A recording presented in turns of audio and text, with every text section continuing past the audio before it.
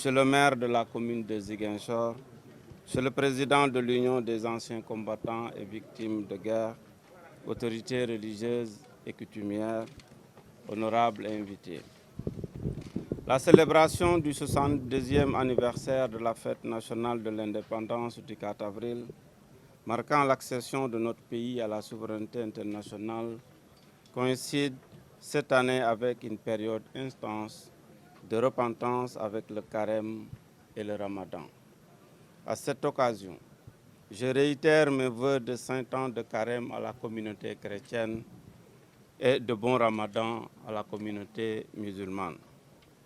À l'instar des autres régions du Sénégal, la région de Ziguinchor célèbre la fête du 4 avril 2022 par une prise d'armes avec la participation des autorités administratives, territoriales, religieuses et coutumières, des populations et bien entendu des forces de défense et de sécurité dans leur diversité. À travers cette prise d'armes, effectuée sous le thème Forces de défense et de sécurité et résilience nationale, honneur a été rendu au drapeau national, symbole de notre unité et qui nous rappelle notre commune volonté de vivre ensemble dans la solidarité, la paix et la prospérité. Cette commune volonté de vivre ensemble dans l'union, la solidarité, la paix et la prospérité requiert un environnement sécuritaire calme permettant à chacun de se mouvoir en toute sécurité.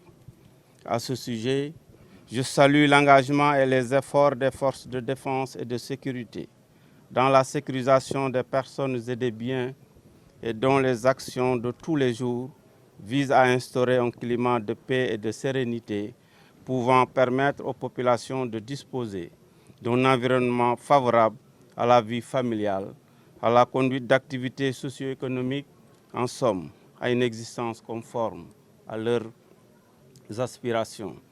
À cet effet, je rends vibrant hommage aux forces armées, ces hommes et ces femmes qui, dans l'exercice du devoir, donnent leur vie pour la paix et la sécurité des populations au niveau de la région de Ziguinchor. Leur sacrifice doit nous inspirer tous. À l'endroit des militaires blessés, malades ou alités, je renouvelle ma solidarité. Je leur souhaite un prompt rétablissement et un retour rapide dans les rangs auprès de leurs camarades et frères d'armes. Mesdames et messieurs, honorables invités, je voudrais rendre un vibrant hommage aux anciens combattants pour leur engagement historique et leur légendaire esprit de sacrifice, des vertus bien illustrées encore aujourd'hui par ces hommes dont le courage et l'engagement ont marqué l'histoire. Dans ce sillage, j'exprime mes félicitations et mes encouragements à tous les membres des forces de défense et de sécurité en service au niveau de la région de Ziguinchor. Je salue leur abnégation dans l'exécution des missions régaliennes. Mesdames et messieurs, la sécurité de notre région est un sujet et un défi qui nous concerne tous, directement ou indirectement, militaires comme civils.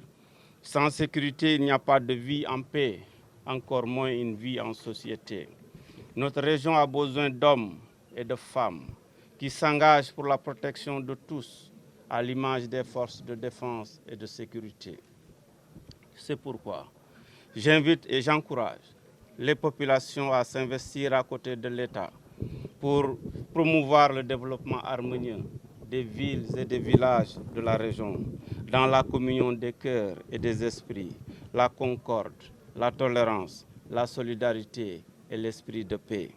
Je conclus en réaffirmant ma fierté et ma satisfaction au colonel Tchernundour, commandant la zone militaire numéro 5, et à tous les membres des forces de défense et de sécurité pour la constance de leur engagement exemplaire et patriotique et leur dévouement dans l'accomplissement des missions régaliennes.